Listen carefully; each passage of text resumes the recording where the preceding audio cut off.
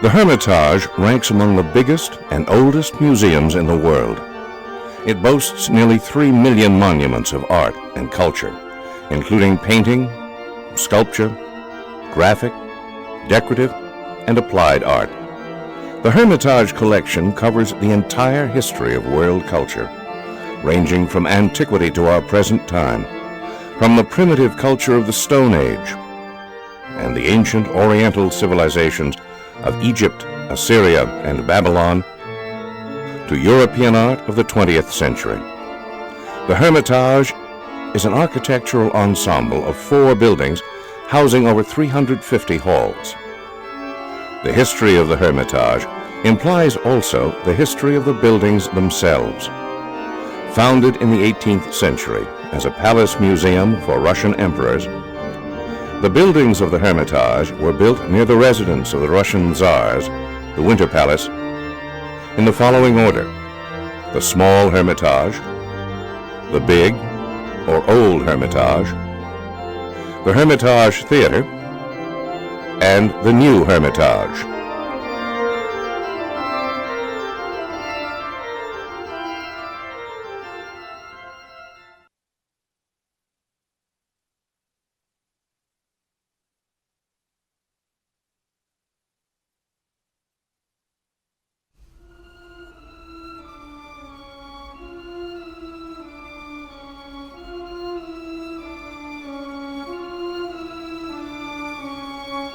The Department of Western European Art, including its celebrated picture gallery, is the oldest and the largest in the Hermitage. The collections occupy over 100 rooms, which represents 1/3 of the museum's exposition space, and cover a period from the 11th to the 20th century. Almost all Western countries and the great masters are represented. Among the highlights are works by Leonardo da Vinci, Raphael, Titian, Rembrandt, Rubens, Van Dyck, Poussin, Watteau, Ingres, and Delacroix, as well as paintings by Impressionists and Post-Impressionists. The department possesses over 600,000 prints and drawings, a brilliant collection of objects of applied arts, and a fine collection of sculpture.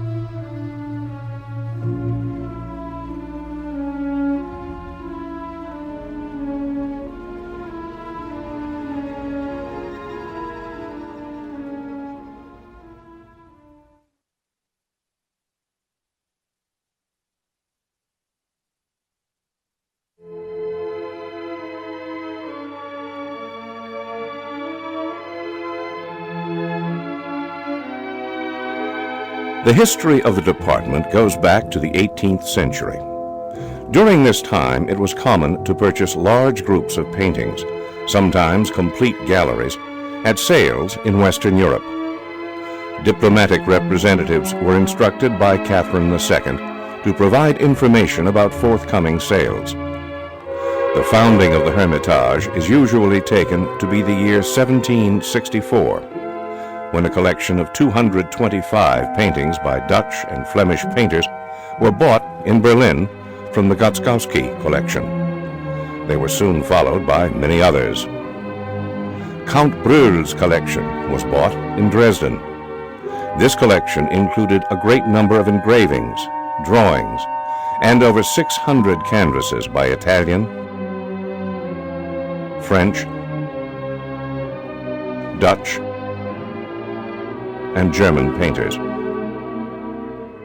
The gallery of Pierre Crozat was purchased in Paris. Among his masterpieces were paintings by Raphael, Rembrandt, Rubens, Tintoretto, and Snyders. The Walpole collection arrived from London.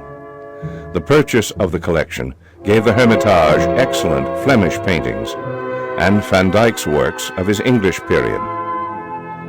The Cobenzl collection, bought in Brussels, laid the foundation for the museum's repository of 4,000 drawings. A collection of antique sculpture was purchased from John Lyde Brown. A famous statue contained within the collection was The Crouching Boy by Michelangelo. Among notable additions made to the picture gallery in the 19th century were paintings acquired in Paris from the Malmaison Gallery of the Empress Josephine. The most precious were paintings by Rembrandt and Claude Lorraine. The collection of the banker Corsvelt, consisting mainly of Spanish paintings, was a significant addition to the Hermitage Museum. Canvases from the Barbarigo Palace in Venice gave the museum its best Titians. Other important acquisitions include the Litta Madonna by Leonardo da Vinci and Raphael's Conestabile Madonna, which were bought in Italy. The collection of Alexander Basilevsky was exceptionally rich in medieval and Renaissance materials. It enriched the museum with rare pieces of Byzantine, Islamic, and Western European applied art. The last large collection, which was purchased before World War I, contained over 700 Dutch and Flemish paintings, systematically gathered specially for the Hermitage by the Russian geographer Semyonov Tienshansky. These were sold by him to the museum for half their value. According to the well-known collector Kitrovo's will, the Hermitage received his collection of 18th century English portraits. The year 1914 witnessed the purchase of Leonardo da Vinci's Madonna with the Flower from the Benoit family.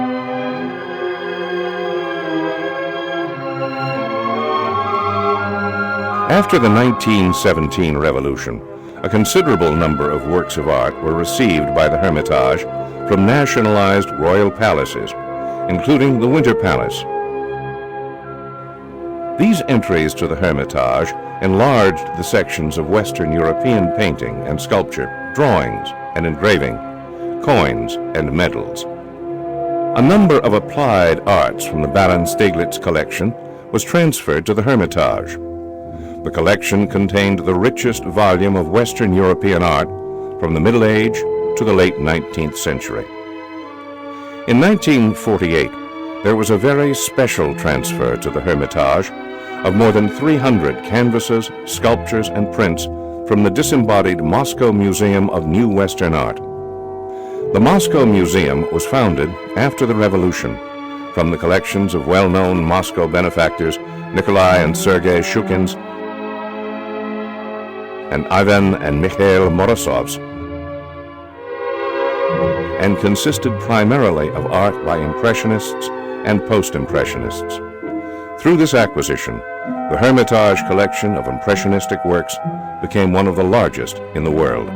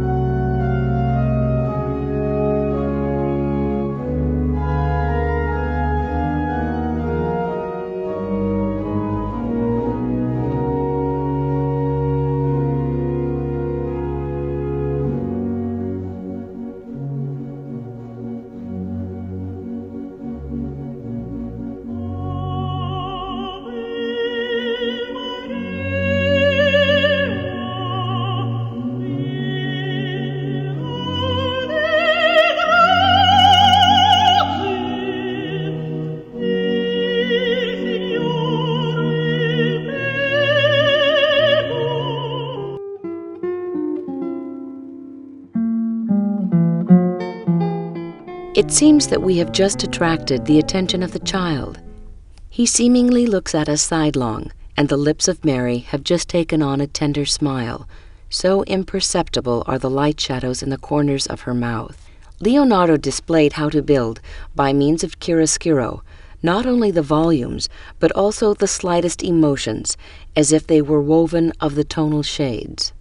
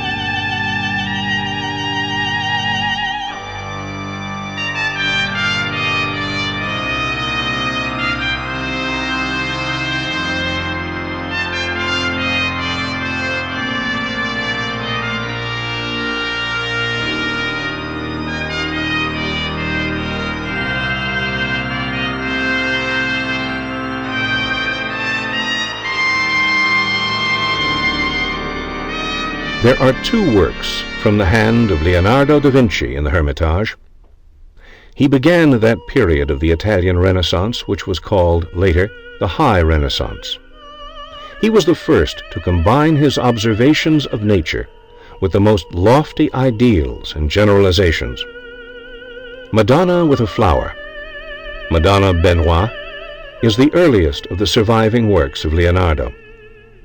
A notice on his drawing in the Uffizi gave the precise date, 1478. The chief impression this picture evokes is not its genre element, but the natural analysis of the inner world of a man, the awakening of consciousness in a child. The child is interesting himself in a flower, as if being in a normal, childish relationship with the world. The face of Mary, whose dress and hair are done in the latest Florentine fashion of that time, is marked by a placid smile. The natural gestures combine the characters into a unified group. For the first time in the art of the Renaissance, we see how convincingly the interplay of light and half-shadow creates the well-rounded forms, as well as filling the pictorial space with luminosity and airiness. The technique of oil painting, borrowed from the Netherlands, allowed the extreme elusiveness of the painted objects to be reached.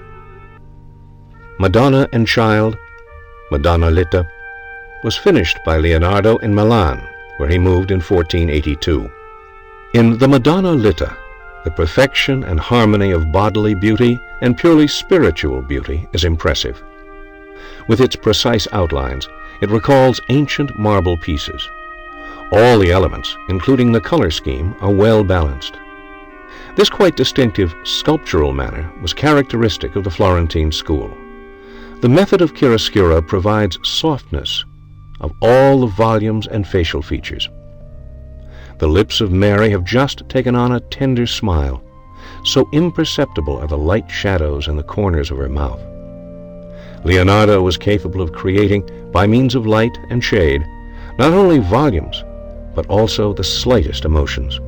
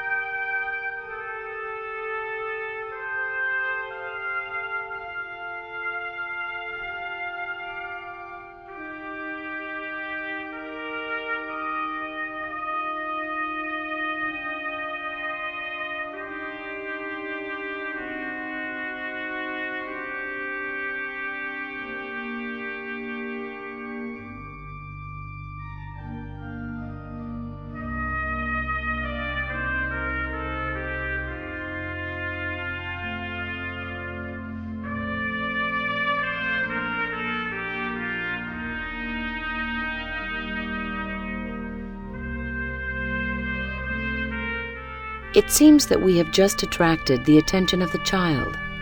He seemingly looks at us sidelong, and the lips of Mary have just taken on a tender smile. So imperceptible are the light shadows in the corners of her mouth. Leonardo displayed how to build, by means of chiaroscuro, not only the volumes, but also the slightest emotions, as if they were woven of the tonal shades.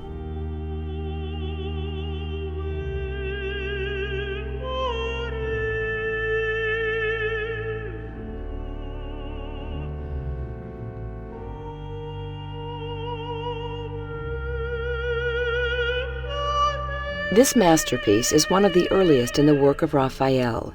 It was with his sublime images of the Madonna that he became so renowned. Raphael's imagery is faithful and placid, and the clear purity of the dominant mood seems to be emphasized by the tender spring landscape of his native Umbria.